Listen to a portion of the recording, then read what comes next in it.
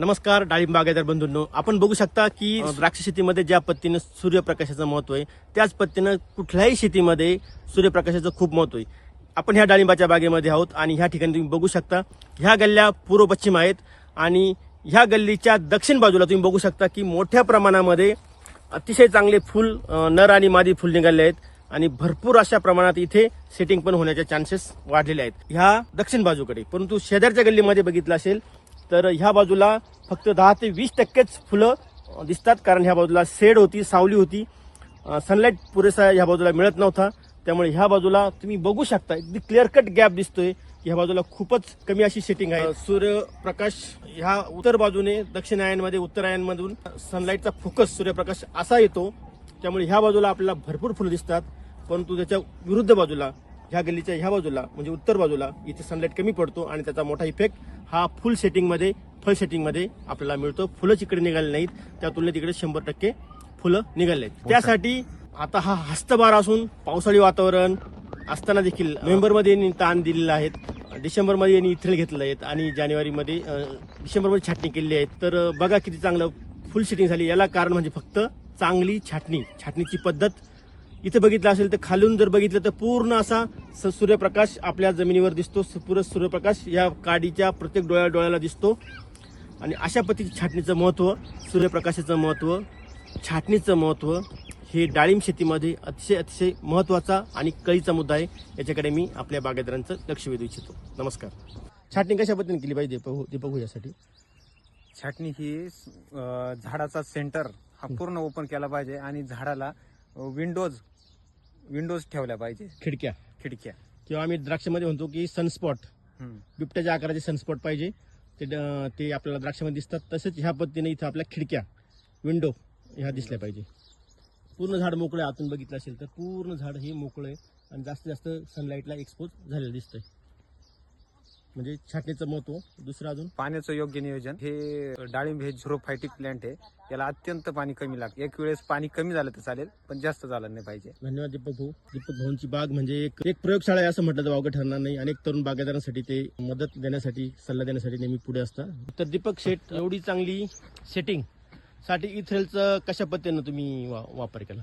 इथ्रेलचा योग्य वापर म्हणजे कमी प्रमाणात, गरजेनुसार साधारण 30 ते 40% नैसर्गिक पानगळ झाल्यानंतर 2 फवारे घेतले. कमी प्रमाणात अर्धा ml चे 2 फवारे घेतले. इथेल कसं वापरलं? इथ्रेलचा एकदम कमी प्रमाणात वापर केला आणि साधारणतः 2 फवारे घेतले.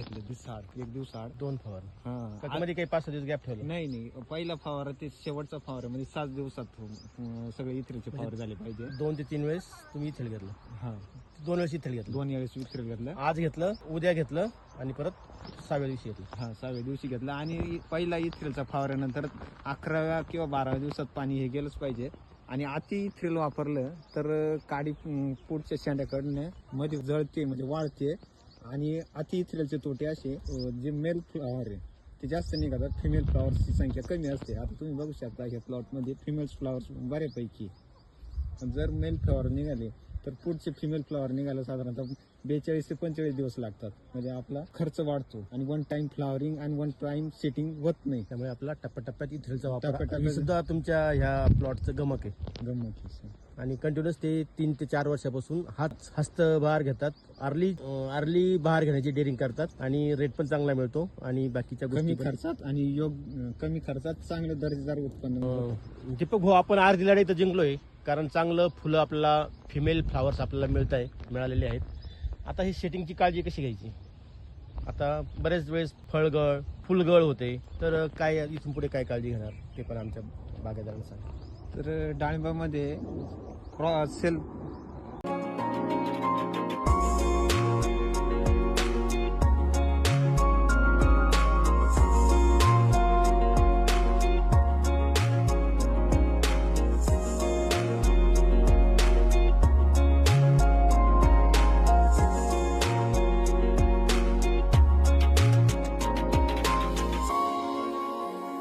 दीपक भाऊ, फुलं तर छान निघाली आपल्याला. मेल फिमेलचं प्रमाण पण खूप छान आहे.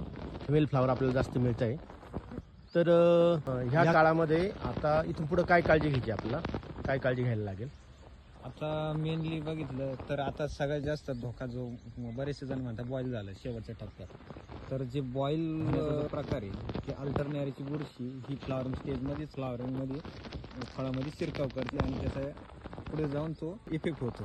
त्याच्यासाठी एक रोको किंवा एक 22 टीनची ओके. म्हणजे तुमचं जी पुढे येणारी अडचण आहे ती दूर होईल. करप्याची अडचण कमी बॉईल होण्याची बॉईल होणं बॉईल होणं. आणि सिटिंगसाठी डाळिंबामध्ये परपरागी भवन होणं गरजेचं आहे. डाळिंबामध्ये क्रॉस पॉलिनेशन हे एक हवा, पाणी आणि इन्सेक्ट नव्हतं. तर इन्सेक्ट मध्ये मधमाशी हा महत्वाचा मुद्दा आहे. तर मधमाशीला हानिकारक असे इन्सेक्टिसाइडचा वापर शक्यतो टाळावा. रेड ट्रायंगल वाले केमिस्ट्री आपल्याला टाळायची आहे आणि जे ग्रीन ट्रँगल वाले केमिकल्स यूज करायचे. बरोबर. आणि खताचं आणि पाण्याचं नियोजन योग्य ठेवायचंय. पाण्याचा खूप ताण पण नाही ठेवायचा, अति पाणी पण नाही द्यायचं. आणि सेटिंग होण्यासाठी न्यूट्रिशनचा कसा वापर करणार? सेटिंगसाठी एक मायक्रोन्युट्रिएंट्स कॉम्बीचा 300 ग्रॅम 200 लिटर पाण्याला आणि अल्गामेंट्स 500 ml या प्रमाणात 2 फवारणी घ्यावी. एक फ्लावरिंग पूर्वी एक 6-7 दिवस पूर्वी झिंक आणि बोरॉन याची एक फवारणी घ्यावी. म्हणजे झिंक आणि बोरॉनमुळे पोलन ट्यूबची लांबी वाढते आणि परागीभवनासाठी फायदा होतो. आणि पोलन ट्यूब जेव्हा लांब होते तेव्हा ऑटोमॅटिकली कळीची लांबी वाढते आणि पुढे जाऊन फळाचा पण आकार वाढतो. तर ह्या मुद्द्यांचा आपण विचार करायला पाहिजे. मित्रांनो, अतिशय जोरदार अशी सेटिंग तुम्ही बघू शकता. अतिशय जोरदार सेटिंग. आणि ही सेटिंग आहे म्हणजे आपण ताण केव्हा दिला होता, खऱ्या अर्थानं आता आपण ताण देतो. अतिशय सुंदर सेटिंग. आणि सेटिंग बघा म्हणजे आपले डाळिंब बागायतदार आत्ता ताण देत आहे डिसेंबर जानेवारीत आणि नंतर मग फुलकळी काढताय. परंतु हे कसं शक्य झालंय आपण ऐकूया आमचे डाळिंब तज्ञ दीपक भाऊ यांच्याकडनं. दीपक भाऊ, कसं काय सक्सेस झालं एवढं? म्हणजे ह्या वर्षी तर भरपूर पाऊस होता, अगदी ऑक्टोबर पर्यंत 15 नोव्हेंबर पर्यंत पाऊस होता, तरी एवढी चांगली सेटिंग कशी झाली? आणि हा बहार कोणता आहे? हा हस्तबार आहे. सॉरी 30 नोव्हेंबरचं पाणी आहे, पहिलं पाणी. म्हणजे त्याच्या आधी तुम्ही ताण दिला? हो, ताण दिलेला आहे. पण पाऊस चालू असताना ताण कसं काय बसला? ऑक्टोबर मध्ये पाऊस होता. पाऊस उघडल्यानंतर म्हणजे पावसामध्ये कधी कधी खंड पडतो ना, त्या खंड पडल्याचा फायदा घ्यायचा आणि तेवढं त्या टायमिंग तो मध्ये तो टायमिंग साधायचा. आणि छाटणी ही जेव्हा विश्रांती काळातच, जेव्हा हा पोस्ट हार्वेस्ट नंतर लगेच हलकीची छाटणी करून घ्यायची. हलकी छाटणी करायची. हलकीची छाटणी, सेंद्रिय खत, शेणखत वगैरे डोस काय दिला तुम्ही? डोस काय दिला होता? शेणखत आणि थोड्या प्रमाणात NPK आणि एक 15-20 दिवसाला कंटिन्युअसली बोर्डोची फवारणी.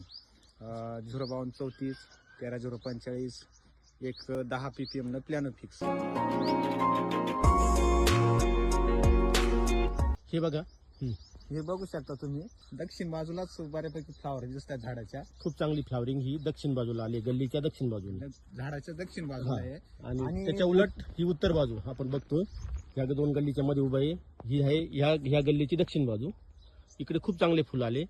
आणि आता आपण बघू शेजारच्या गल्लीची उत्तर बाजू. या बाजूला फ्लावर्स खूप कमी आहे. तर याचं एकमेव कारण असं आहे का ज्या सूर्यप्रकाश हा अत्यंत महत्वाचा आहे. जिथं सूर्यप्रकाश पोहोचेल तिथंच फ्लावर्स निघतात. त्याच्यासाठी छाटणी ही योग्य छाटणी ही अत्यंत महत्वाची. हा बदल तुम्ही बघू शकता की ह्या बाजूला गल्ली पूर्व पश्चिम आहे आणि त्याच्या दक्षिण बाजूला गल्लीच्या झाडाच्या दक्षिण बाजूला फुल माल आहे.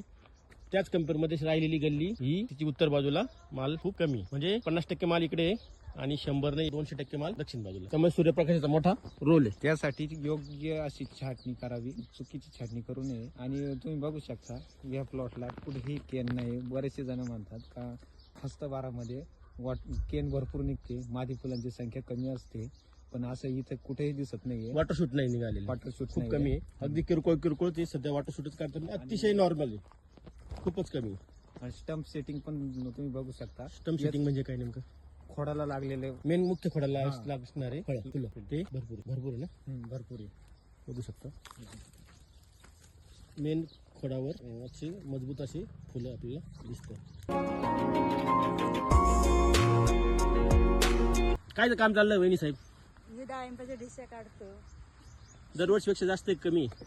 म्हणजे कमीच आहे. व ग्रेप अल्गामेंट्स 2-3 वेळेस फवारणी घेतली. आणि सुपर हॉस्पिटल किती घेतलेलं होतं? सुपर फॉस्फेट प्रति झाड 200 ग्रॅम. बरं. तर बऱ्याच वेळेस आपण घाबरतो की सेटिंग चांगली होत नाही, त्यामुळे आपण उशिरा नोव्हेंबर डिसेंबर मध्ये ताण देतो आणि जानेवारीमध्ये आपण इथेल फवारणी करून माल फुलं बाहेर काढतो. तुम्ही आरली तेवढी डेअरिंग केली आणि अतिशय भरघोस असा माल आलाय, तर काय सांगाल तुम्ही यातून? हा जो हस्तभार आहे याचा फायदा असा, हा जर काढणीच्या वेळेस जेव्हा फळे येतात मार्केटमध्ये अदर फ्रुट्स कमी असतात, याला चांगला दर मिळतो, एक्सपोर्टसाठी पण चांगला असतो. आणि आंबे बारामध्ये काय हो राहिलं, साधारणतः हार्वेस्टिंगच्या टायमाला बऱ्यापैकी पाऊस पडतोय आता, आणि त्याचा कीड आणि कीड रोग जास्त त्रास देतो. पुढच्या जानेवारी नंतर येणाऱ्या हा म्हणजे तो ऑगस्ट मध्ये येतो तुम्हाला ऑगस्ट मध्ये येईल हार्वेस्टिंगला. हा आणि आपली मे, आपली जूनमध्ये. आपली हार्वेस्टिंग केव्हा येईल? ही हार्वेस्टिंग मे जून मध्ये येते. मे, साधारणतः जून. सेटिंग नंतर त्या भगव्या व्हरायटीला 4 महिने लागतात.